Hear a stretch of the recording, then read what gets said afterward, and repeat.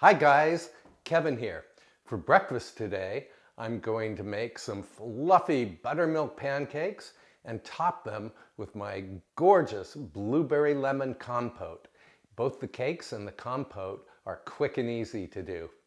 To make the compote, first tip 2 cups of either fresh or frozen blueberries. I'm using frozen blueberries that I bought at my local supermarket. It's December 27th today, so no fresh blueberries for me. Then add 1 cup of plain water. Also add a nice squirt of local honey, up to 1/4 cup. Then grab a lemon. This is a seedless lemon that I bought at my supermarket. I hope it's not one of those dreadful Monsanto monstrosities. And I put this in the microwave for about 10 seconds, just so the juices would be easy to extract. So I cut the lemon in half, squeeze. Squeeze the other half. Oh, it smells really good. And because I heated the lemon, all the juice is coming out. I don't have to use my handy dandy lemon squeezing gadget. Let me bring this to the stove and I'll show you the next step. Now bring this mixture to a low boil over medium heat. And meanwhile, give it a little stir. And the blueberries are frozen and stuck together, but as they heat up, they will, of course, loosen up. And while this is heating, take 2 tablespoons of ordinary cornstarch and mix it with just enough water to make a smooth paste or slurry. And I'll come back when my mixture has reached a low boil. While we wait for the mixture to boil, let me know if you can find seedless lemons at your own local supermarket. I'd be curious how widespread they are.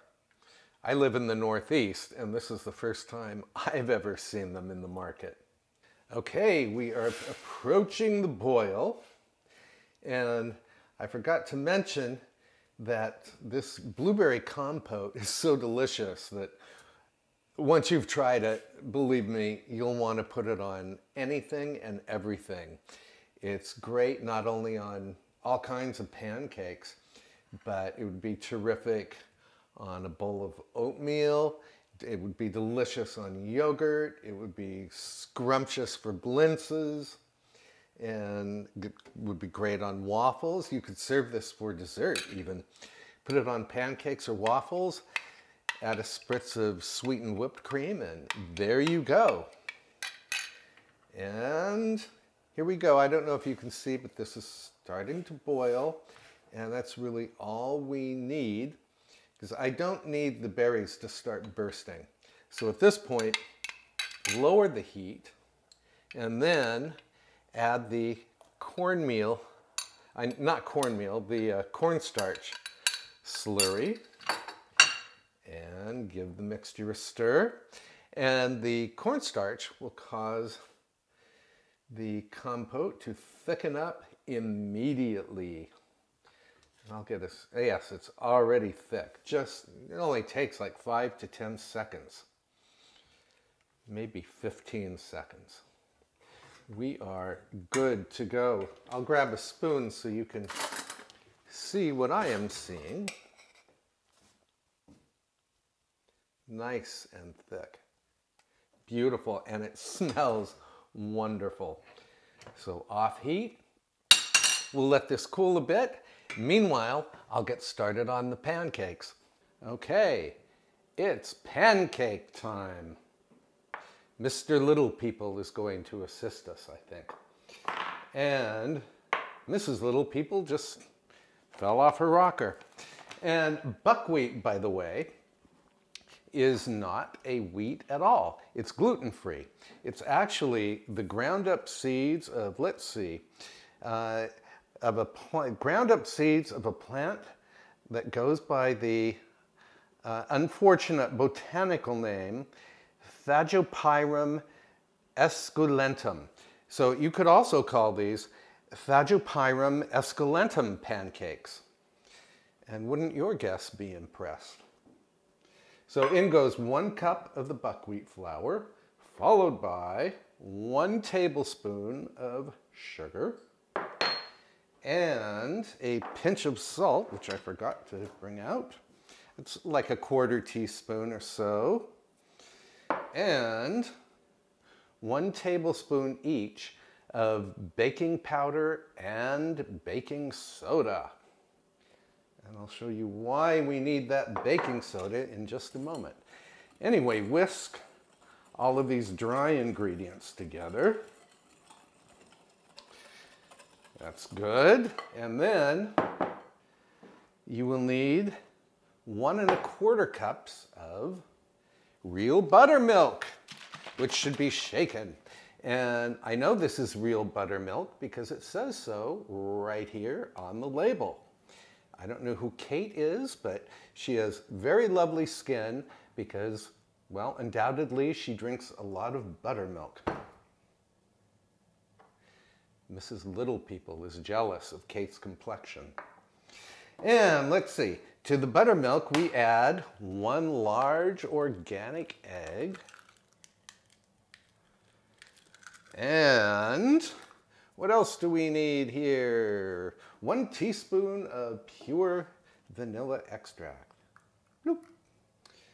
And then we're going to take the same whisk we used for the dry ingredients and just beat the egg and the buttermilk and the vanilla together. Spin, spin, spin. We're good to go. Then add the wet ingredients to the dry. And this is going to foam up because buttermilk is acidic and the baking soda is alkaline. And when you combine the two, they explode. Well, actually, they don't explode, they just bubble. And it's the bubbles that are going to give the pancakes a nice fluffy texture. And just stir this until, or stir it or whisk it, just until everything is nicely combined. Meanwhile, heat your skillet to pancake temperature, which if you have an electric skillet would be about 325 degrees Fahrenheit. That's like medium heat if you're using a stovetop skillet. And these are ready. I'll get my skillet together and come right back. This is my new skillet. I got it for Christmas last week. It was a gift from Mr. Fox. And it's almost the exact same model of my older electric skillet made by Presto. Oh, and even though it's non-stick, I'm going to give it a little spritz of non-stick vegetable spray, not stray. Stray spray. And ladle into the skillet the batter by the scant 1/4 cupful. And I'm using a 1/2 cup ladle, so I'm just filling it halfway. And I like this electric skillet because I'm able to do 6 pancakes at a time. And with regular stovetop skillets, even like the 12-inch skillets, you really can't do more than 2 or 3 pancakes at a time. Here we go. These look good. These are really healthy, by the way. Rich in vitamins and minerals and fiber. And we will let these cook just until they start to form bubbles at the top and the edges look dry. Then we will flip them over. Okay, it's time to flip the pancakes. Ooh, they look really good, nice and brown, kind of a lacy brown on top. And by the way, I'm using this plastic fish turner because my plastic pancake turner was snatched off of my workstation by my counter surfing dog the other day, and I found it in the hall all chewed up. It's the first time I've had a dog who was tall enough to reach the counter, and boy, she pulls everything off. I have to be really careful with what I leave on the counter. So I'm going to let these brown for about 30 seconds on the other side, and then I'll finish off the rest of the pancakes, and then I'll plate some up, top a few with the beautiful, beautiful compote, and come right back to you. So I actually got a dozen buckwheat pancakes out of that 1 cup of buckwheat flour. And the 6 here I'm going to freeze, and that way Mr. Fox can have them for breakfast some busy morning. And I'm going to plate up a couple for myself right now. And I'm not even going to add any butter, although you might like to. And on goes a nice amount of this beautiful, beautiful compote. I put it in this little container, but I have a lot still remaining, and believe me, it will be put to good use. And now the taste test.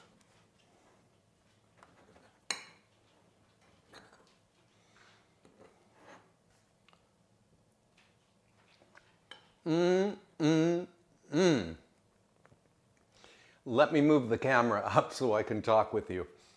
So, as you've just seen, buckwheat pancakes and blueberry lemon compote are super simple to make. So I hope you'll give them a try someday. Also, let me know about other recipes you'd like me to make for you. And I hope you leave a comment below, and I also hope you'll subscribe to my YouTube channel. One more bite.